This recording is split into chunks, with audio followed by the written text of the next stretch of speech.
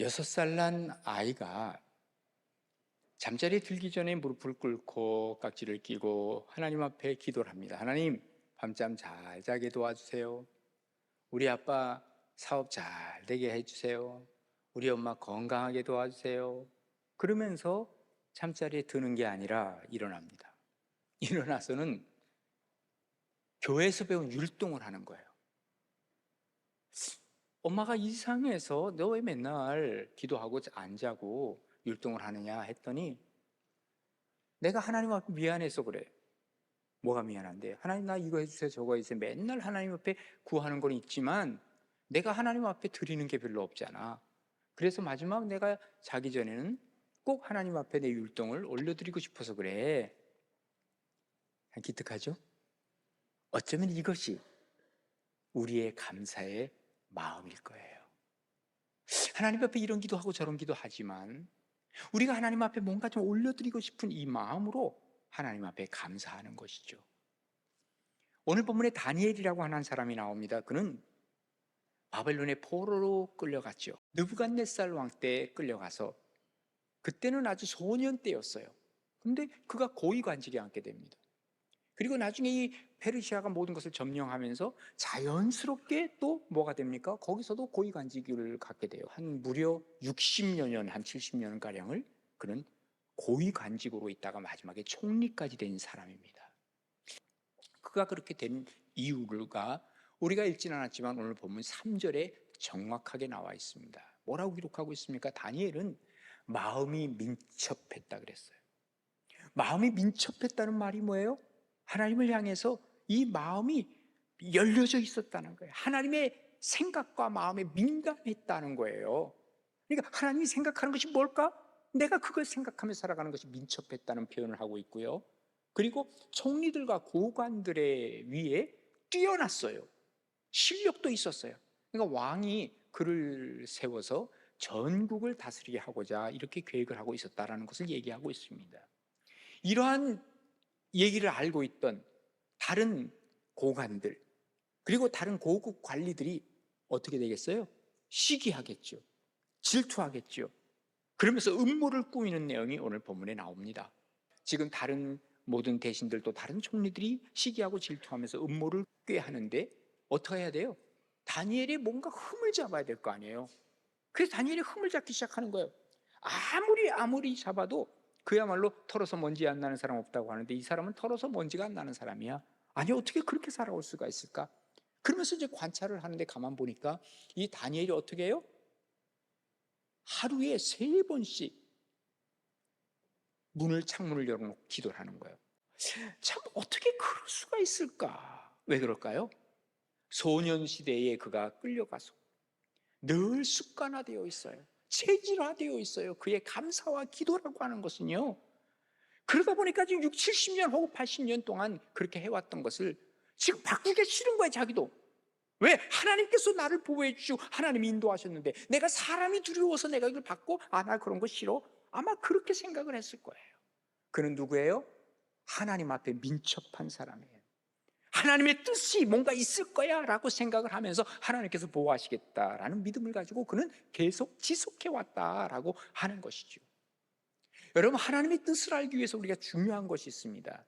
하나님 앞에 지속적인 기도와 그리고 감사로 하나님 앞에 아릴 때 하나님께서는 하나님의 뜻을 우리에게 보여주시고 그 뜻이 우리의 삶 속에 드러나게 되더라고 말해요. 그래서 데살로니가전서 5장 16절에 뭐라 그럽니까? 너희 항상 기뻐해야 되는데 그 다음에 쉬지 말고 기도하라 그랬어요. 그리고 범사에 감사하라, 2개를 얘기하고 있어요. 너는 기도하라, 쉬지 말고 기도하라. 그리고 범사에 감사하라. 이걸 뭘로? 기쁨으로 이렇게 하는 것이 바로 뭐예요? 그리스도 예수 안에서 너희를 향하신 하나님의 뜻이니라 그랬거든요.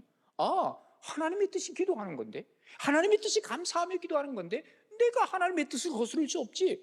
아니 사람들이 나를 죽이려고 하고 내가 사자굴에 들어간다 할지라도 나는 할 건 할 거야. 이야, 이게요 그동안 그가 가지고 왔던 소위 말하는 내공입니다. 이게 체질화된 하나님 앞에서의 감사와 기도라는 것을 얘기해 볼 수 있죠. 내가 손해보더라도 하겠다 그 말입니다. 감사가 체질화된다고 하는 것은 그의 입의 감사가 시작이 되겠죠. 어떤 때 보면 내가 입으로 감사합니다, 감사합니다 하다 보면 이 입의 말이 어디로 들어가요? 내 귀로 들어가요. 내 귀로 들어가면 어디로 들어가는지 아세요? 내 가슴 속으로, 마음으로 들어갑니다. 이것이 이제 차곡차곡 내공화하는 거예요. 그래서 이게 체질화되는 거예요. 그럼 나도 모르게 어느 순간에 입에 감사합니다가 나오는 거예요. 어려운 순간에도 감사가 나오고 기도가 나오는 거예요. 이게 바로 체질화될 때까지 하루아침에 되는 것 아니겠죠? 그야말로 수십 년 동안 하나님 앞에 감사하며 기도했던 다니엘의 모습을 우리는 보게 되는 것이죠. 어쨌든 우리가 하나님 앞에 이 감사하다고 하는 것은 정말 이 감사는 세상을 밝게 하고 또 우리를 건강하게 만드는 단어라고도 얘기를 할 수 있는 것입니다. 저는 우리 사회가 지금 점점 병들어가고 있다고 생각이 들어요. 걱정이 되는 부분이 많아요.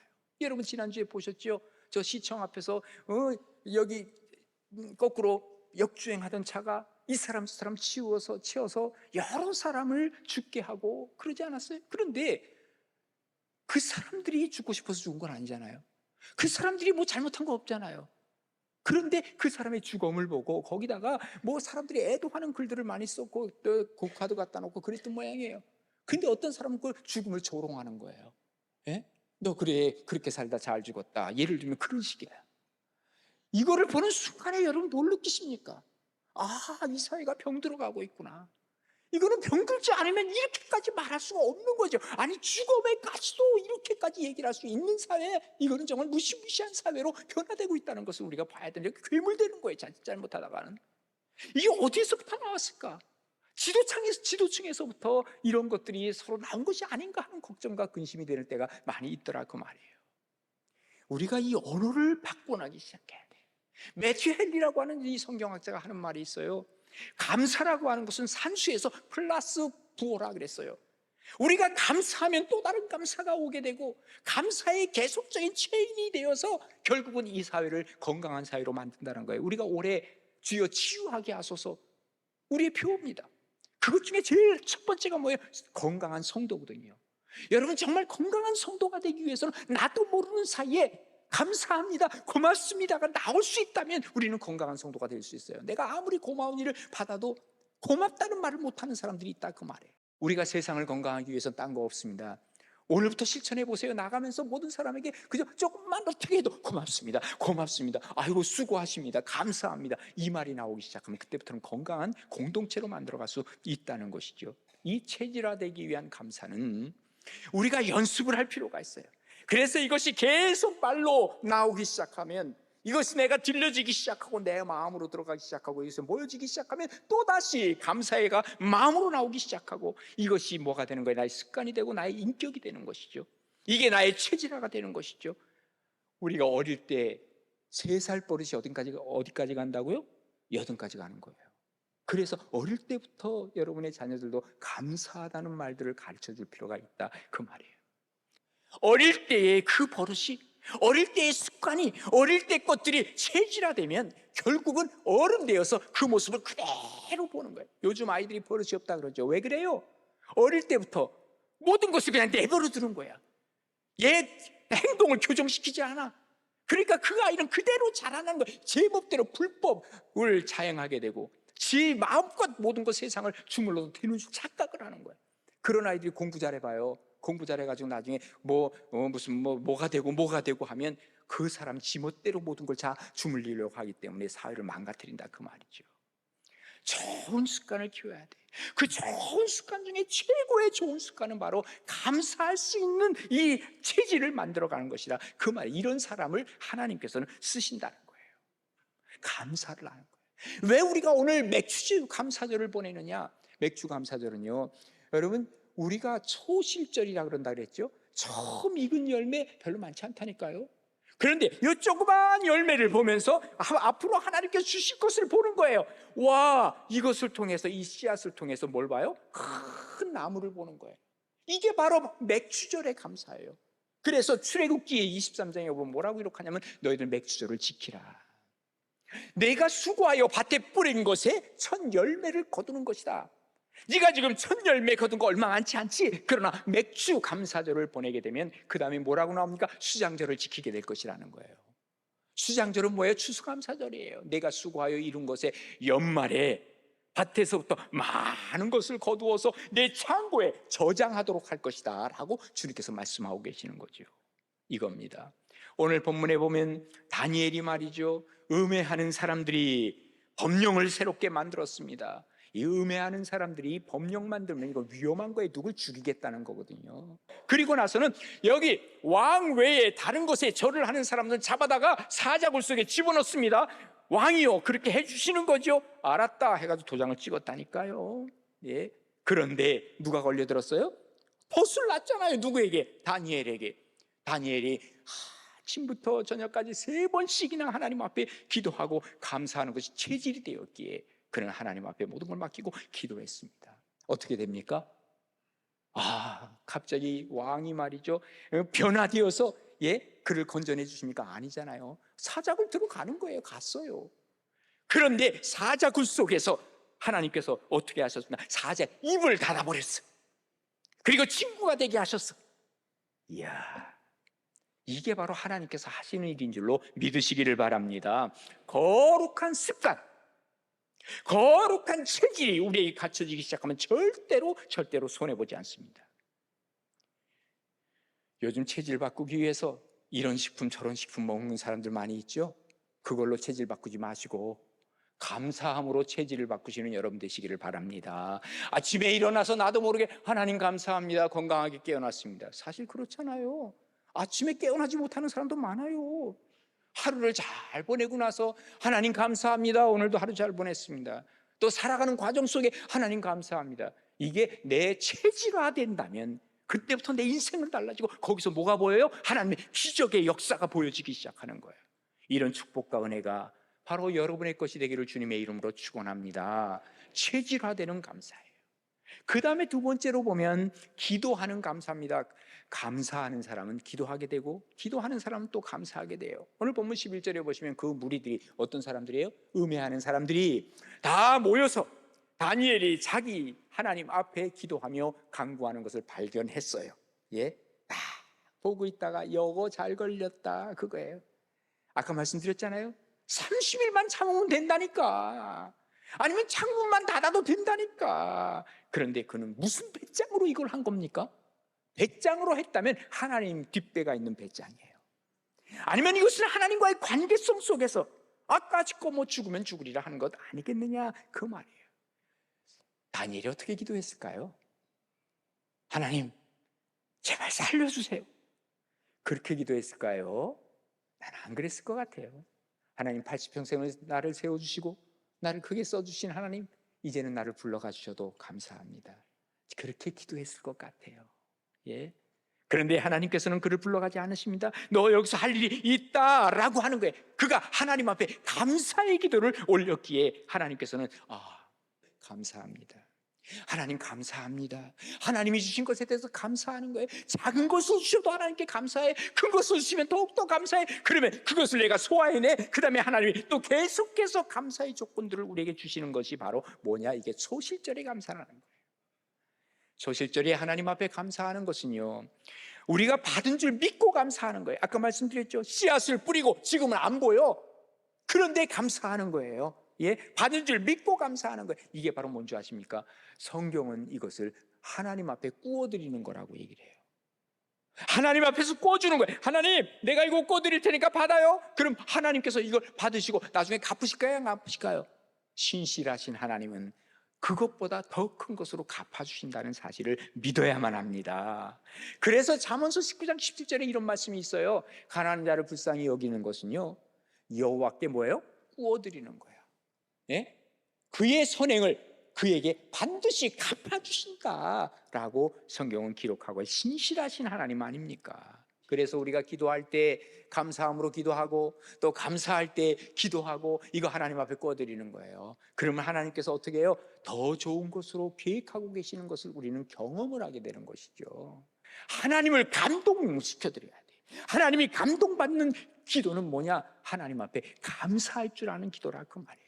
그래서 바로 기도하는 감사예요. 감사의 기도는 그러기에 마음에 긍정이 들어와 있을 때 그렇게 할 수 있죠. 이 감사의 기도를 통해서 하나님을 인정해 드리는 것이죠. 왜? 하나님께서 우리에게 하신 일에 대해서, 하나님의 계획에 대해서 인정하는 거죠. 그래서 에베소 1장 11절에 보면 이렇게 기록하고 있습니다. 자, 모든 일을 하나님의 뜻의 결정대로 일하시는 하나님의 계획을 따라서 우리가 예정을 입어 그 안에서 기업이 되었다는 거예요. 모든 것이 다 하나님의 계획대로 이루어지고 있어요.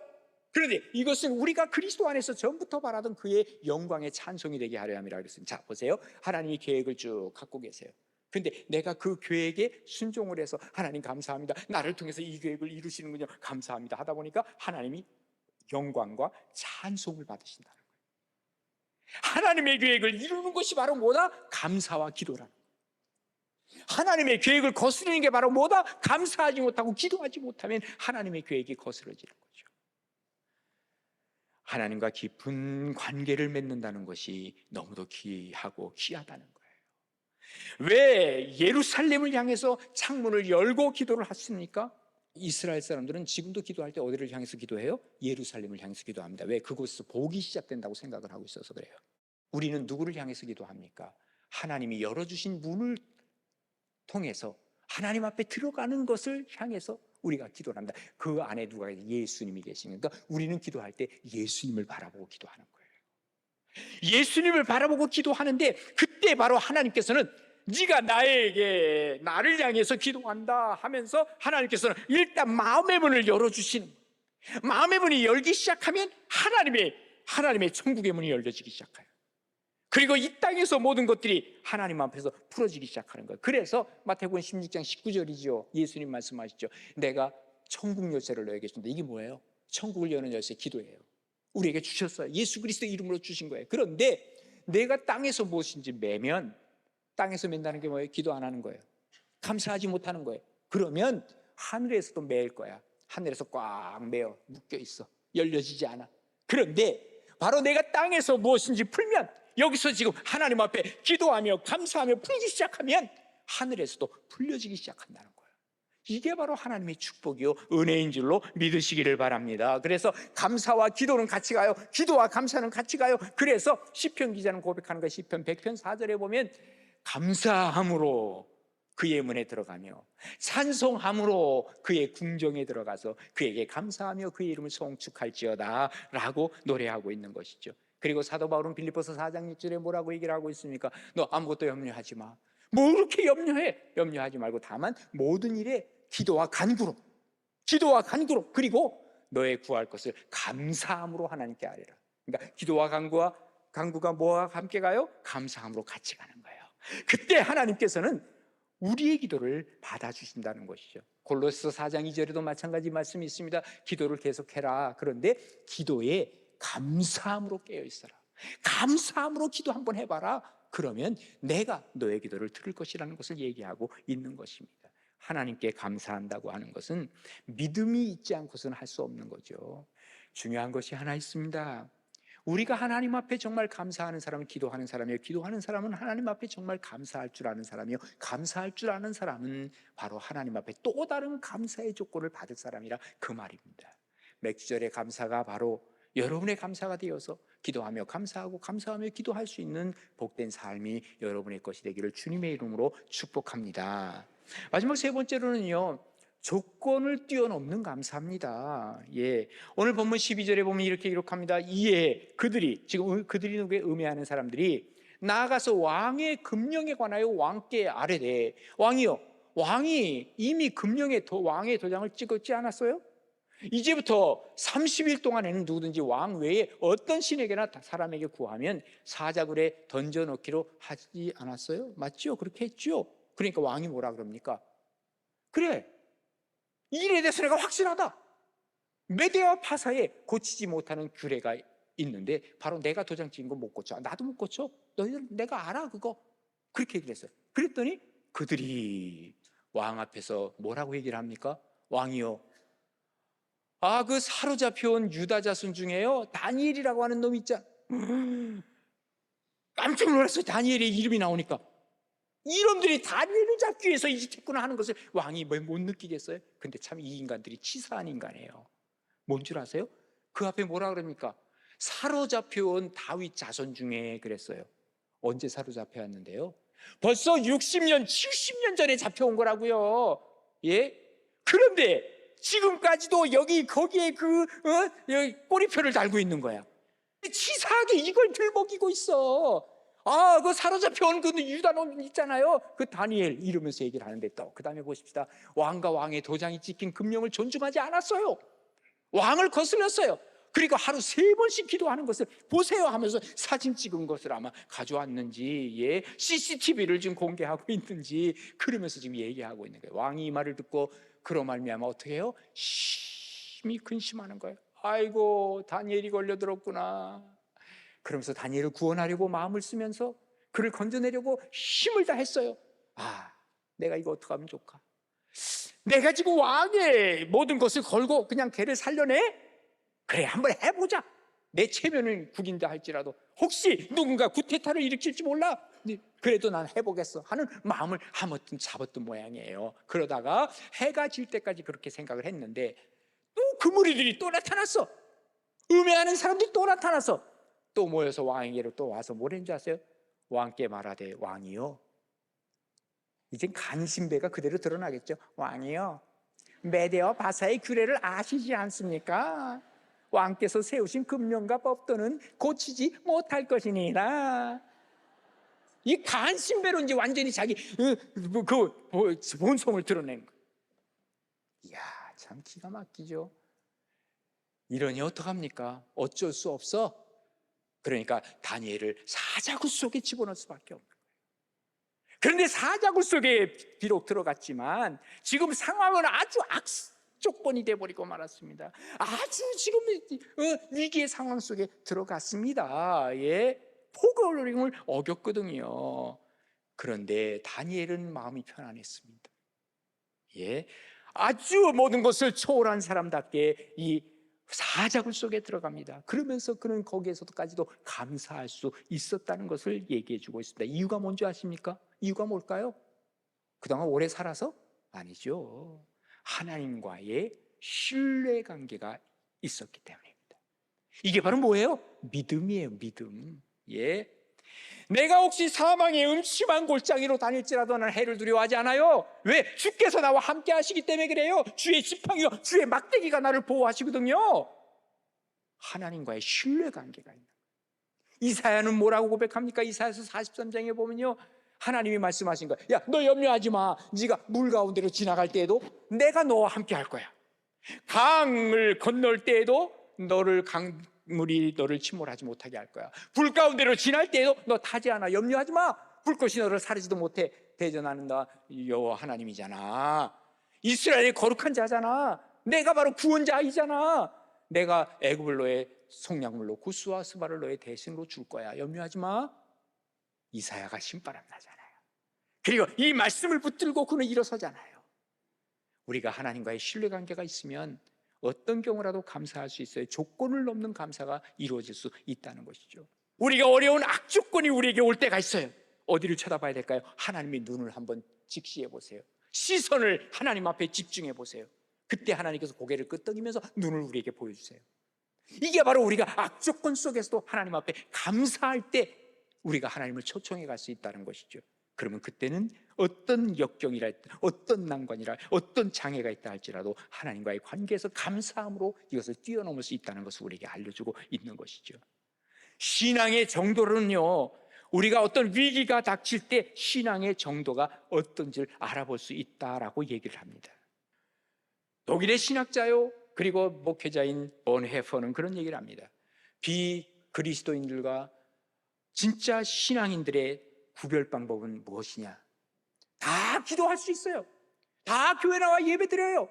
다 그저 찬양대도 할 수 있어요. 다 해요. 그런데 다른 것이 하나 있다면 감사를 하느냐, 감사하지 못하느냐가 그리스도인과 비그리스도인들의 구별 방법이라고 얘기를 했어요. 감사는 행복해지는 연습입니다. 불평은 불행해지는 연습입니다. 행복과 불행이라고 하는 것은 외적 조건이 절대로 아닙니다. 여러분이 살아보면서 아시잖아요. 마음의 자세입니다. 맥주감사절의 감사는 그야말로 악조건 속에서도 하나님 감사합니다, 지금 조건이 별로 안 좋음에도 불구하고 하나님 감사합니다를 외치는 그 감사가 바로 맥주절의 감사입니다. 그때 우리는 진정한 감사의 조건들을 나중에 찾게 되더라, 그 말입니다. 모쪼록 우리의 삶 속에서 어떤 상황이라 할지라도 악조건 속에서도 내 입에서는 하나님 감사합니다를 외치겠습니다. 한번 결단하고 한번 해보세요.